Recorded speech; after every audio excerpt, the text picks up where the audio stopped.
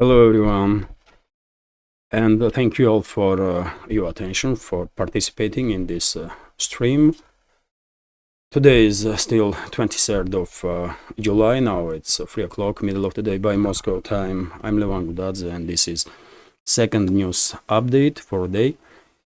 And before I start, let me ask you, if I may, to click that like button and leave some commentary. And also notice that unfortunately YouTube is deleting comments, by the way, big time. I don't know what happened to algorithm, but lately YouTube is acting crazy. I just commented in the chat, by the way, before live stream. Simple comment, greetings to you all, and YouTube deleted it.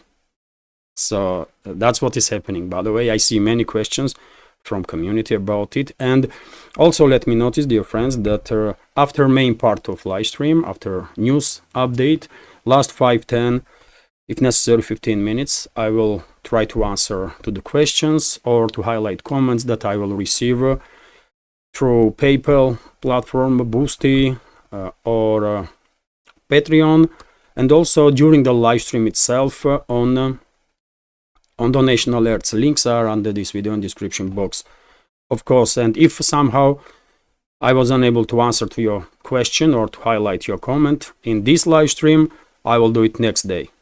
So from Monday to Friday I will have this news update live streams, and I will definitely not miss any questions. That's been said, let's talk about news now. And well, first of all, of course, news that I highlighted in a headline, which is that according to Spanish colonel Pedro Banos,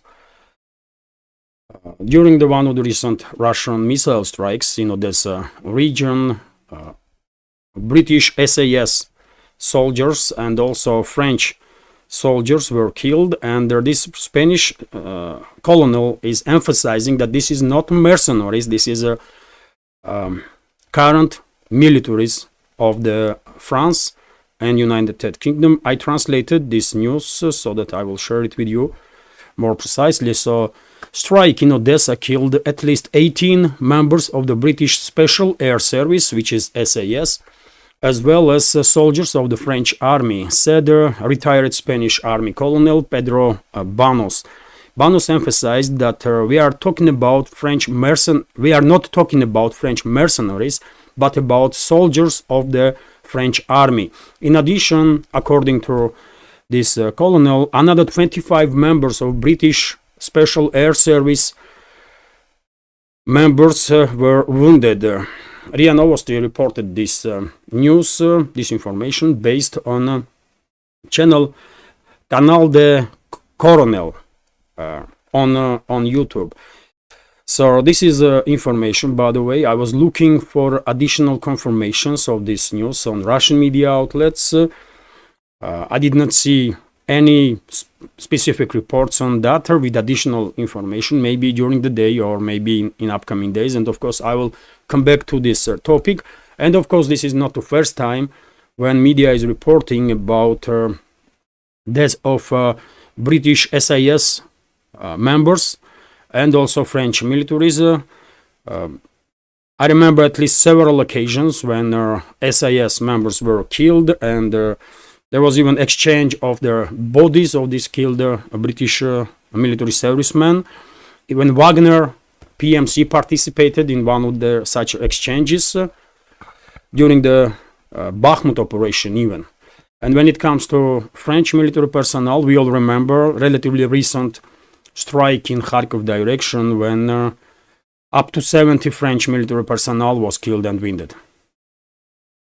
And now this information that at least 18 British and French soldiers were killed there, and also 25 British SAS members were wounded. I wonder how many troops United Kingdom sent into Ukraine, and how many of those already been killed as as a result of hostilities between their sides. Probably dozens. At this point, probably dozens and dozens of British and French militaries have been killed in this conflict.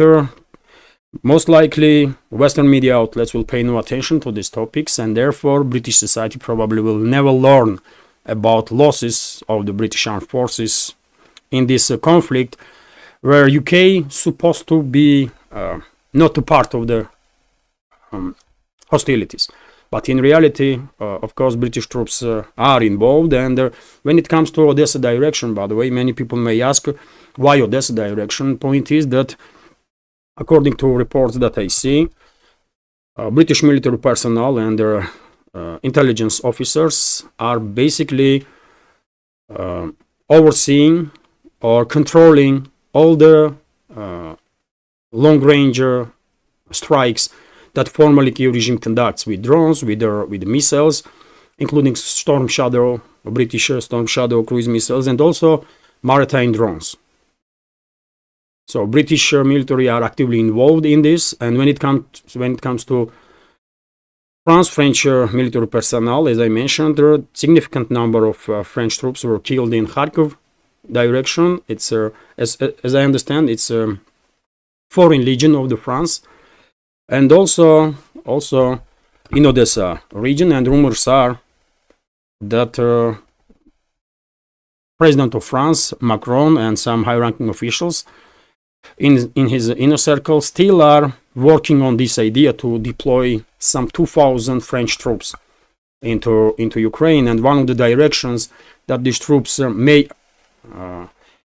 move is southern parts of Kiev controlled territories, which is Nikolaev, Odessa regions.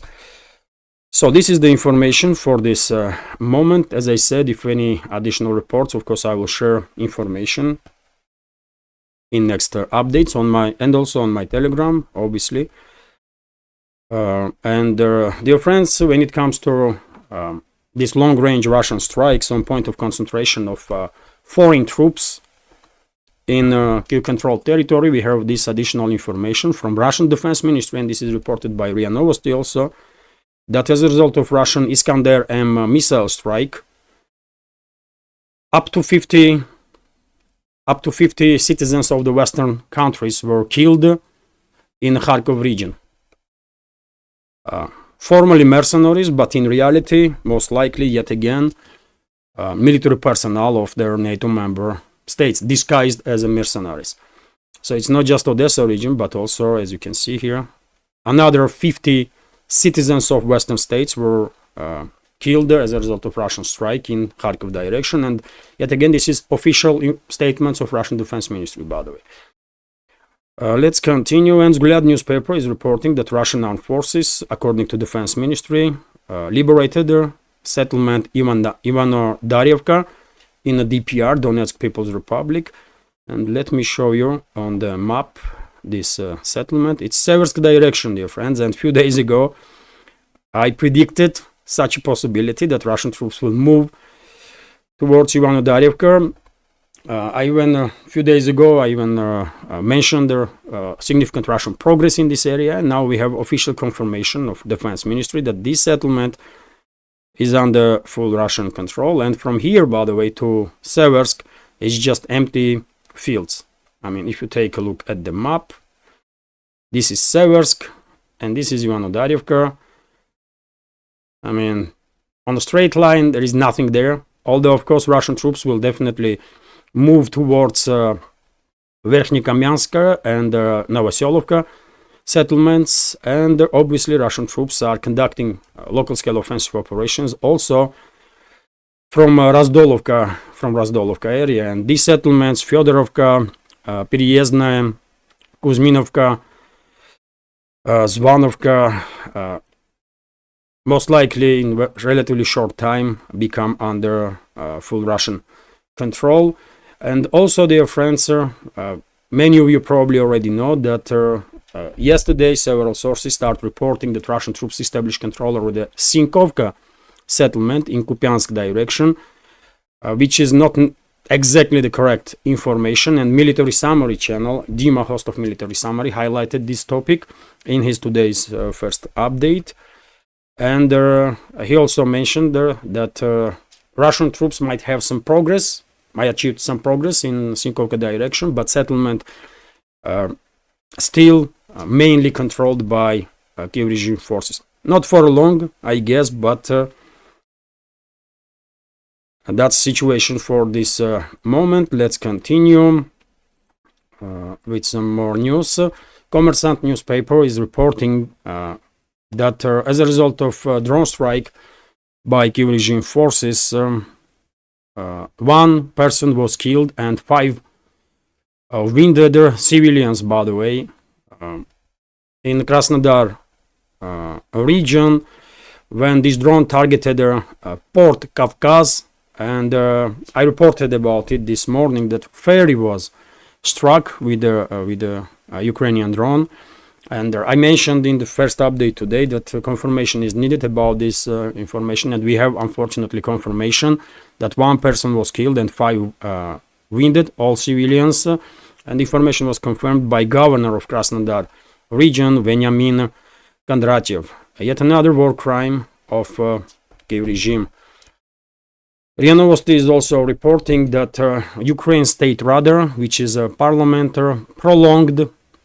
Today there was a vote in Rada, and they prolonged martial law and mobilization for another 90 days up to 9th of November. And if you remember a few days ago when I was discussing this topic, I said that maybe this is the last time when Western ruling class allows Zelensky and his associates to prolong martial law. Probably there will be no more prolongations after 9th of November, but let's see.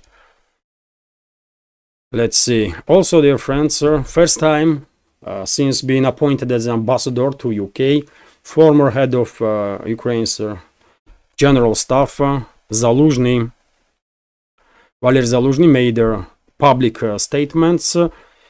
I transferred his statement also to share to you in more precise way. So, former Commander-in-Chief of Armed Forces of Ukraine, Valery Zaluzhny, in his first public speech as Ukraine's ambassador to UK, called on residents of Western countries to temporarily give up a number of freedoms for sake of survival, due to danger of new wars. So you see direction of their thought process among these criminals that are representing Kiev regime, that freedoms mean nothing. You should give up your freedoms, and this idiot Zaluzhny is agitating now Western public to give up some freedoms. This is crazy, by the way, that this so-called ambassador was even allowed to make such a speech. But it is what it is, man. Perhaps the most, this is quote, perhaps the most difficult and important component of is the public preparedness based on honest and transparent communication between the government and the people. He is saying the public must agree to temporarily give up a number of freedoms in order to survive. Unfortunately, modern wars are all out in nature. They request efforts, not only their army, but also society as a whole. Politicians can and should mobilize society, Zaluzhny said at the conference of British Royal United Defence Students Institute. The text of the speech was posted on the ambassador's Telegram channel. So this is the people, by the way, that West is in full support of, and they are not ashamed to highlight that they don't care about people in general. They don't care about freedoms and rights of the people, and just look at their actions of the Kiev regime, by the way. They are demonstrating it. They are not just saying it, but they are acting on this crazy ideology, on this viewpoint. And therefore, I mean, there is almost nobody in Ukraine on Kiev-controlled territory that has any rights protected right now. And Zaluzhny is calling Western states basically to do the same. Unbelievable, isn't it? Also, by the way, TASS news agency is reporting that Prime Minister of Bulgaria made a statement that Bulgarian troops will not enter Ukraine. This is Dmitry Glavchev, and well, he tried to reassure public in Bulgaria that no Bulgarian troops will ever participate directly in this conflict. Well, I don't know why he was forced to make such a statement. Probably rumors are circulating in Bulgaria that armed forces are preparing for something, maybe. Otherwise, without any basis, I find it difficult to understand why Prime Minister will even say anything on this topic. If people have no questions on that matter, but anyways, that's what the Prime Minister said. Also, dear friends, RT is reporting that US state-run media editor jailed in Russia for disinformation. The Russian court has sentenced Alsu Kurmasheva, an editor at the US state-run Radio Free Europe, Radio Liberty, to 6.5 years in a prison for spreading false information about the Russian military. Kurmasheva, a Russian citizen who also holds a US passport, worked for the Tatar language service of their media outlet, denied any wrongdoing during the trial, which was conducted behind closed doors due to reasons of national security. She had been living in Prague, where this US state media is operating from, and occasionally traveled to Russia to visit relatives. Their editor was first detained in June 2023 in Kazan, capital of Tatarstan, Autonomous Republic of Russia, and charged with failing to notify their authorities about her dual Russian and American citizenship. She was fined 10,000 rubles at the time, which is $113 approximately, for this offense. Kurmasheva was detained again in October and charged with failing to register as a foreign agent in December. She was additionally charged under Article 207 of the Russian Criminal Code, which bans the public dissemination of the false information about the Russian armed forces. According to the news channel RBK, the prosecutor argued that false information was found in Kurmasheva's recent book titled Not to War, the 40 stories of Russians opposing their invasion of Ukraine, in quotes, by the way. The book is a collection of interviews with the Russians with anti-war stance who are speaking out against Moscow's military operation in Ukraine, according to its description. President of this US-run media, Stefan Kapus, said that the trial makes mockery out of justice and has called for Kurmasheva's immediate release. Well, did this person see what was going on around Trump or around Julian Assange for years? If we are talking about mockery of the judiciary system, then look at the West, please. Leave Russia alone, okay? And Russia has very direct laws about spreading false information, and she knew what she was doing. She worked for enemy. Let's be clear here. She worked for enemy to spread anti-Russian propaganda, right? Because Biden's administration, Washington is a Russian enemy, right? They are acting against Russia, and because of the actions of the Biden and his administration, hundreds and thousands of Russian citizens were killed in last years, right? And she still worked for the enemies of Russia, helped them spread anti-Russian propaganda, and she was, I don't know, she was just not careful, because I don't know, at some point maybe she thought, you know what, she's untouchable or something. She traveled to Russia, and well, that was her mistake. Because if you are working against Russia, then I mean, at least stay away from Russia. Don't be so fool, but it is what it is, man. I don't see this person as a journalist. There is no way I will ever call propagandists journalists. So therefore, this is a propagandist of the US that was jailed there. Nothing more, nothing less. And same will happen to everybody that works against Russia. As simple as that, by the way. You work for our enemies, you will pay price for that. One day, one way or another, but you will. And dear friends, before I continue, let me. And also, by the way, let me notice that Gorshkovich, this Evan Gorshkovich, also called a journalist in the Western propaganda, right? While Russian side has irretrievable evidences of his espionage activity on Russian territory.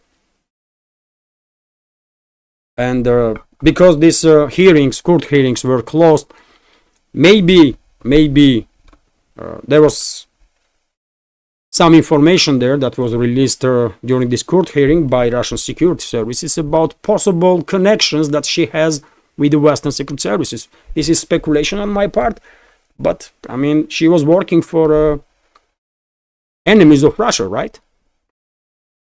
And most likely was used one way or another by secret services of the US. That's my take on this, by the way. And well, before I continue, let me notice, if I may, that this small media project of mine with several channels on YouTube, Rumble, and Telegram is completely subscriber funded. And if you see it necessary, a Russian media project to exist on internet, on YouTube, on Rumble, other platforms, and if you think my work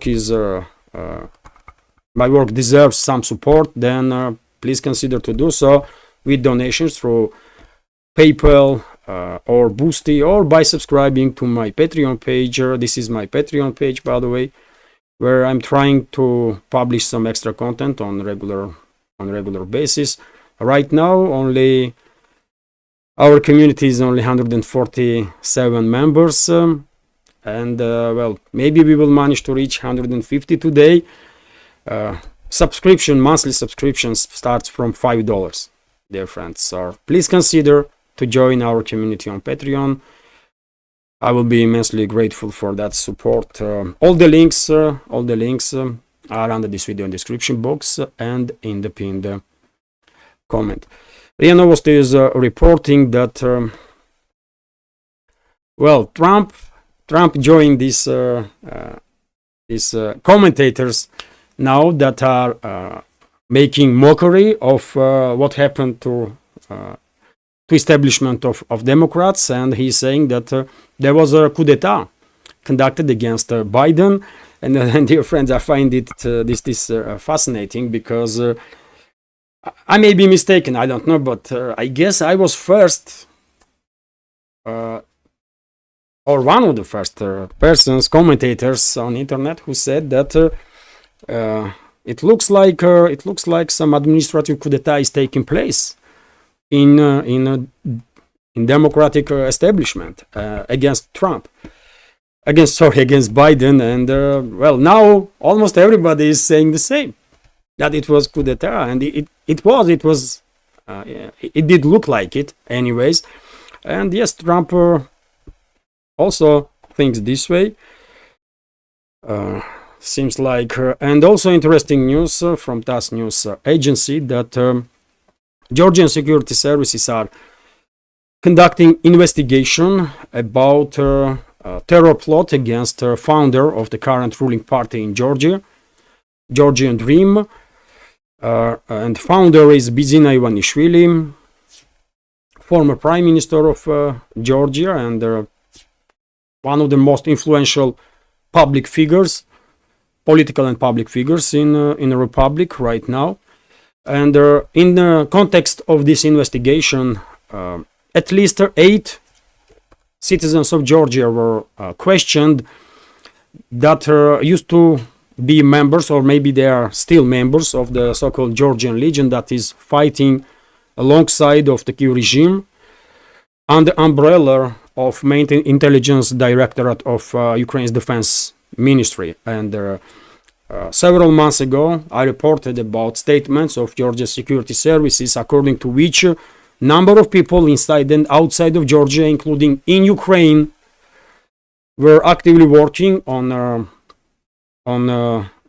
plans to overthrow government in Georgia, including with the use of force.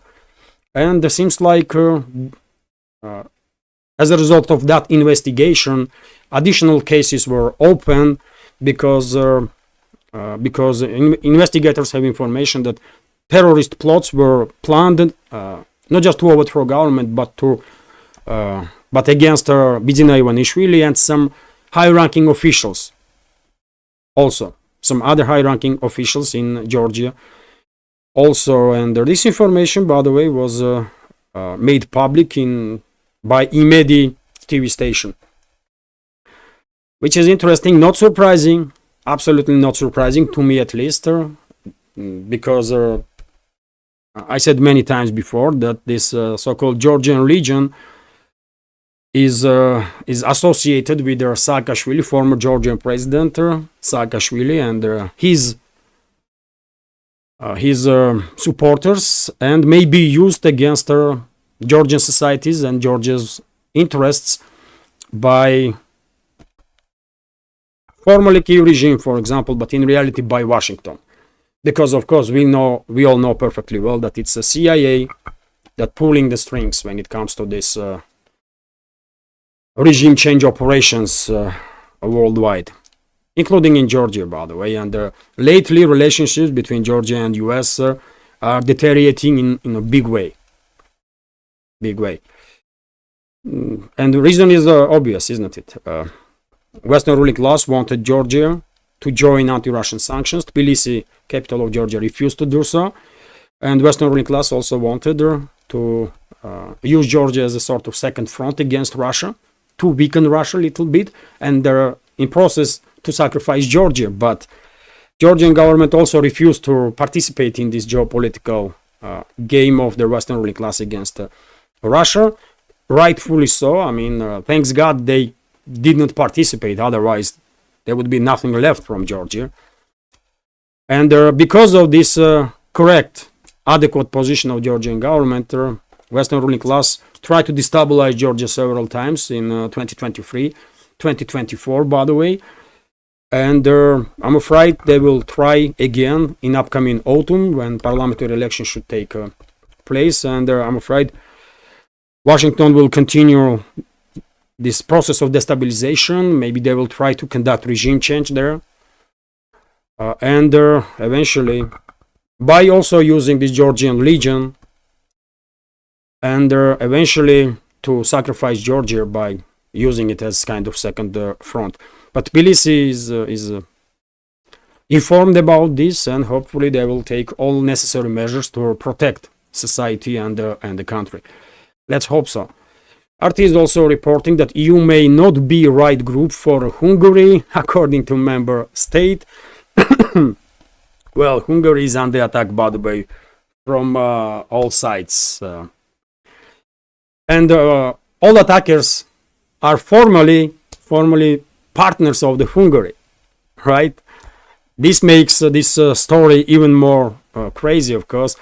But let's go through this news. The EU may not be the right reference group for Hungary, considering their apparent divergence in views between Budapest and the bloc. Finnish Foreign Minister Elina Valtonen has suggested.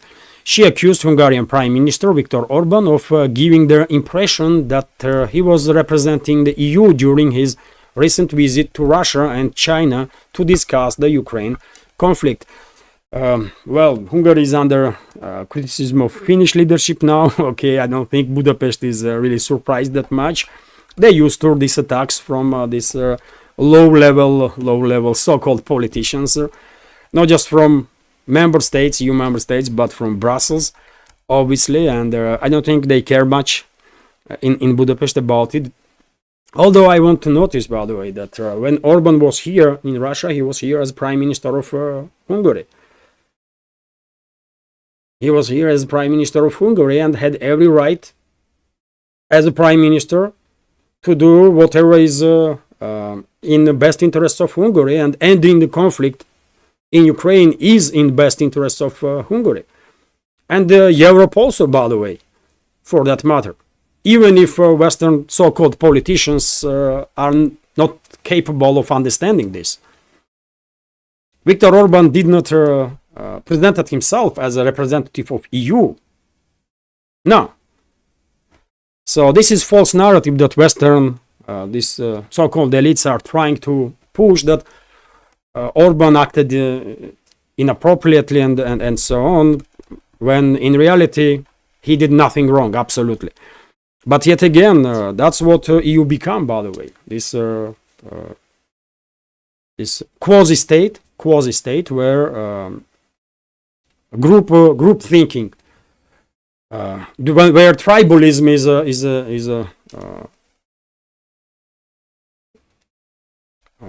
is main thing, basically. Tribalism or group thinking is welcomed, and if you have any other opinion from this political class, then you are outsider, underdog, and they will try to destroy you.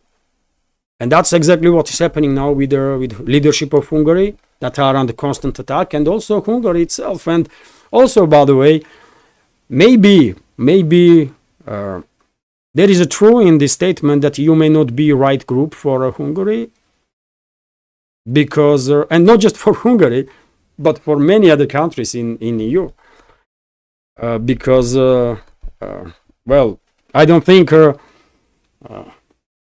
European states, people of European states are very much happy that they are losing self-identity. They've been forced to make a mockery of their own history and traditions. I don't think many people in another European states, not just Hungary, are very much happy that Brussels and the globalists in general are trying to make some gray mass from these very diverse societies of the European Union. So maybe EU is a not good place for any EU member state, really, not just Hungary. And people should think about it, you know. I don't know. Kommersant newspaper is reporting that Lukoil, Russian energy giant company, is looking for ways, alternative ways to supply Hungary with the oil, with the energy, after Kyiv regime's actions to block this pipeline through which Hungary was receiving oil from Lukoil. At this point, no precise information if Russian and Hungarian partners find their alternative routes, working alternative routes, but work is being done, and I guess in fairly short time this issue will be resolved, and let's hope there will be no energy crisis in Hungary. There will be no spike in inflation and so on. But well, we will see. But work is definitely done in this direction, and the Russian media clearly pays attention to this developing situation. Also, RIA Novosti is reporting that China, in first 6 months of this year, imported about 55 million tons of oil from Russia, which is 4.8% more than in previous time last year, same time last year. And also, by the way, gas import in China from Russia increased for 22.5%. So significant numbers, clearly significant numbers. And if we take in account information that I shared with you in the first update about developing energy project between Russia and Iran, according to which eventually Russia will start exporting to Iran about 110 billion cubic meters of natural gas. when that project will start operating in full force, then I guess with some additional projects and infrastructures and additional markets that Russian companies will establish themselves, I guess we might see times when EU member states, many EU member states, will try to come back to Russia and buy some energy from Russia, but Russia will have no energy to spare, because diversification is taking place in a rapid pace, and of course, Russian companies are doing their best to get rid of dependence on EU markets, or they maybe already get rid of that dependence, and to divert all the energy that Russia is producing towards other regions of this world that are more reliable than European Union. So at some point, when I don't know, Germany, for example, will try to buy some gas in Russia or oil, Russian companies may say, you know what, you had your chance, but right now, I mean, we just don't have we just don't have oil or gas to give you, because we are selling all of it to other regions. And contracts, by the way, usually are signed for a long time, isn't it? For a long time, especially when it comes to gas exports. But yet again, who is to blame for that situation? Western ruling class, Western politicians. RIA Novosti is also reporting that Kremlin reacted on information that in the first week of August, most likely 1.5 billion euros will be transferred to Kyiv regime. This is profits from Russian frozen assets. Kremlin reacted, and Dmitry Peskov, press spokesman of the Russian president, said that of course there will be repercussions for that. Russia will take some strong actions as a response. He did not specify what Moscow will do, but we will find out in about 2 weeks' time, isn't it? I guess some assets of EU member states will be nationalized here in Russia, possibly as a retaliatory measure. And also interesting news, by the way, interesting and maybe even scary for some, that Tesla to produce humanoid robots next year. Tesla is about to start mass production of their humanoid robots that will probably replace or start replacing people on workplaces. So electric vehicle manufacturer Tesla plans to introduce humanoid robots for internal purposes starting next year, with plans for broader production by 2026. The company's chief executive Elon Musk has revealed. Posting on X on Monday, Musk said that the robots will be in low production at the company's factories.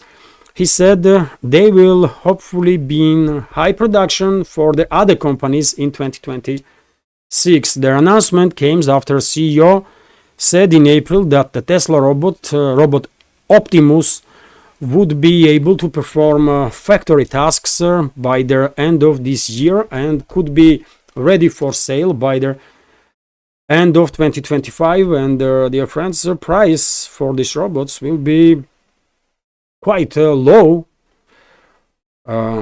if we take in account that these robots probably will be brought by manufacturing plants. $20,000 for each robot.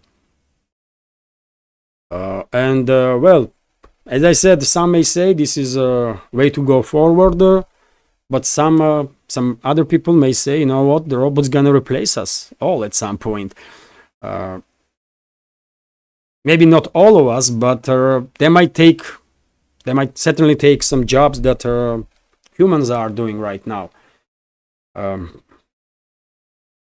It is what it is, and I guess there is no way around it. this is direction that evolution is moving, seems like. And dear friends, this is it when it comes to this part of news update. Let me share with you also some additional news that I posted on my Telegram, and that will be it. Before end of live stream, I will check, by the way, Boosty and the donation alerts. If there is any comments or questions, of course I will highlight. As I said, end part of these live streams from Monday to Friday will be devoted to questions or comments that members of our community may want to highlight.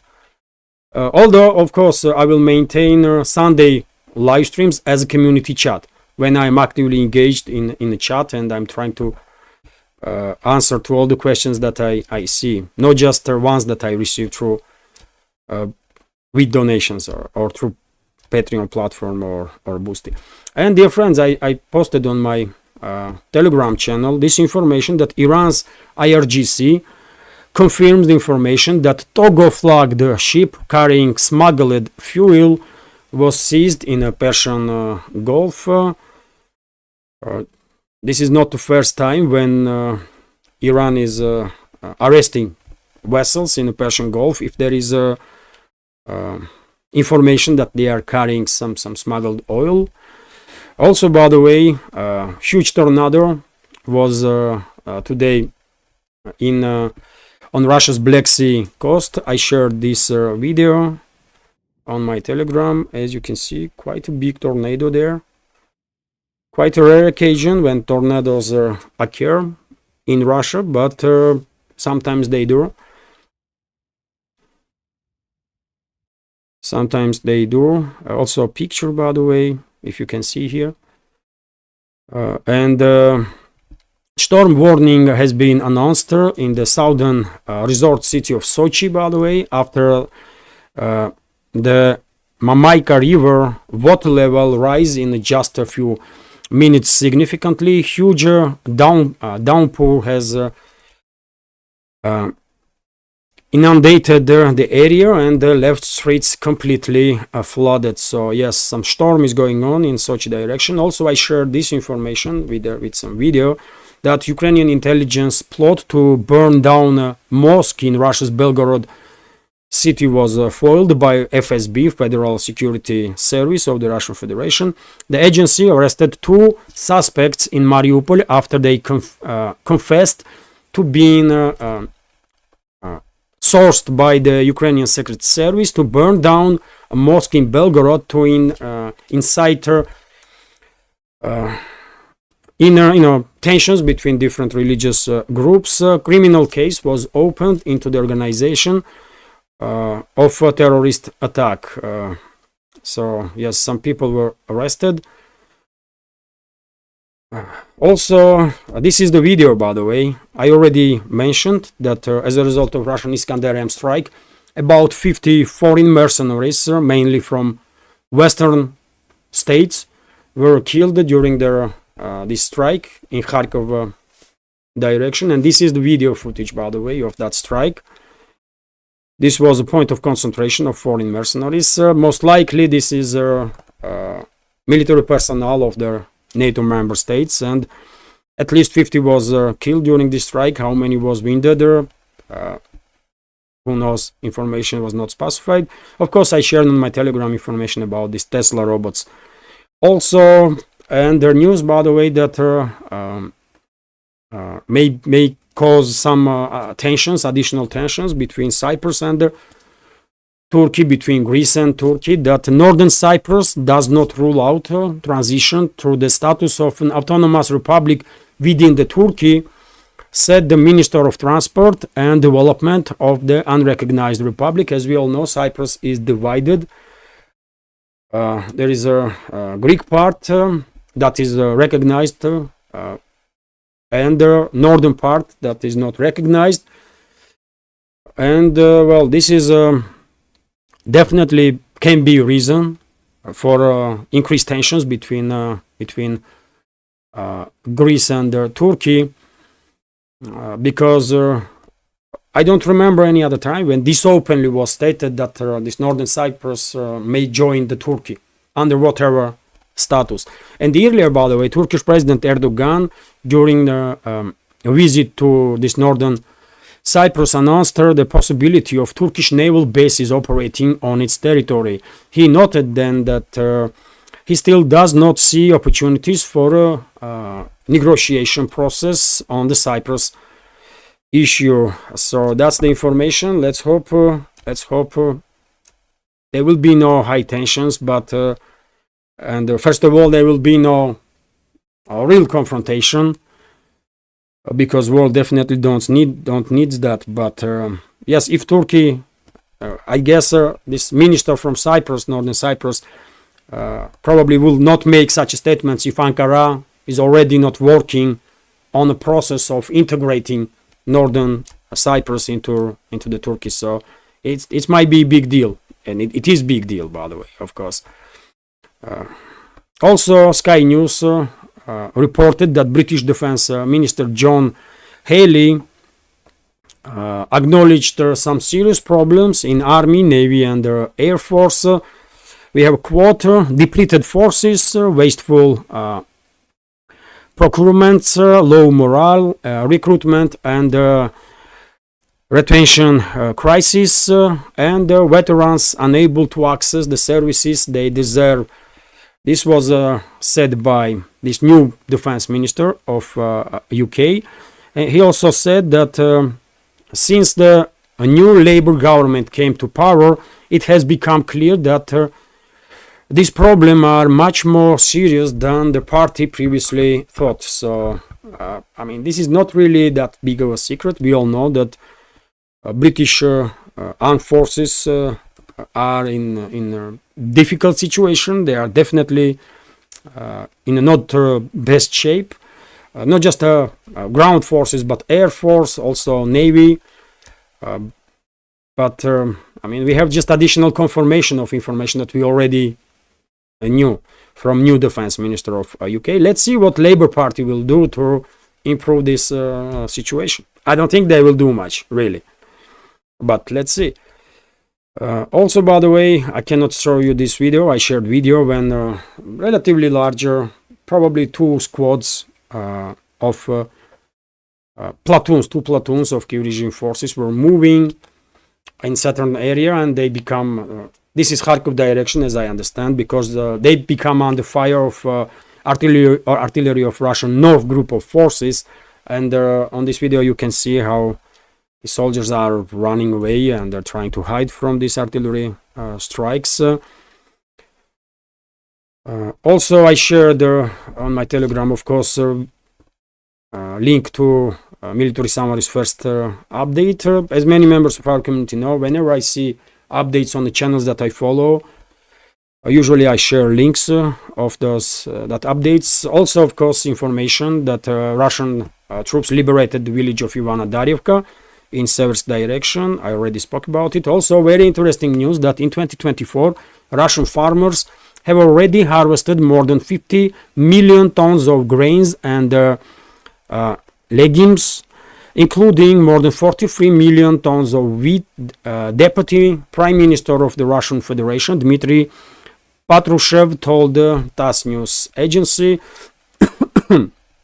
Well, this number gonna increase significantly, by the way. This is just the beginning, one may say. Maybe not beginning of the harvest, but there is a long way to go still. So this number may easily double. Let's see. Also, of course, I shared information about this voting in Ukraine's Rada parliament to prolong martial law and mobilization for another 90 days or until November 9.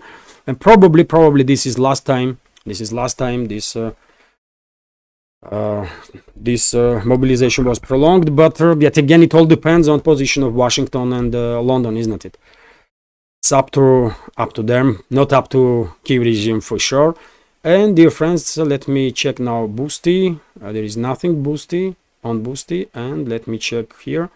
Also nothing on the Nation Alert. So I have no questions or comments to highlight, and therefore I can end this live stream now. Hopefully you will find it informative, interesting, and useful. Thank you all once again for participating in this stream, for your comments, and please, dear friends, please, if you have not clicked that like button, please do so, and leave some commentary after a live stream in the comment section. That might help to deal with this immensely aggressive YouTube algorithm. And as I mentioned in the beginning of this stream, unfortunately, lately algorithm on YouTube is acting crazy. Very many comments are deleted for no reason at all. As I said, I just commented before stream started, simple phrase, greetings to you all, and the algorithm did not like it. So I can imagine how many comments have been deleted by algorithm. It's just crazy. And dear friends, if I may, I will end a live stream now, and in about hour's time, recording of this live stream will be published on my Rumble channel. Yesterday I wasn't able to do so, but today probably I will have no technical issues with that. So yes, this is it. Thank you all. And dear friends, also let me remind you that you can support my work through PayPal, Boosty, or by subscribing to my Patreon page. All the links are under this video description box and in the pinned comment. Maybe we can reach 150 on Patreon. Please consider to join our community. So yes, this is it for now. Have a great day and take care.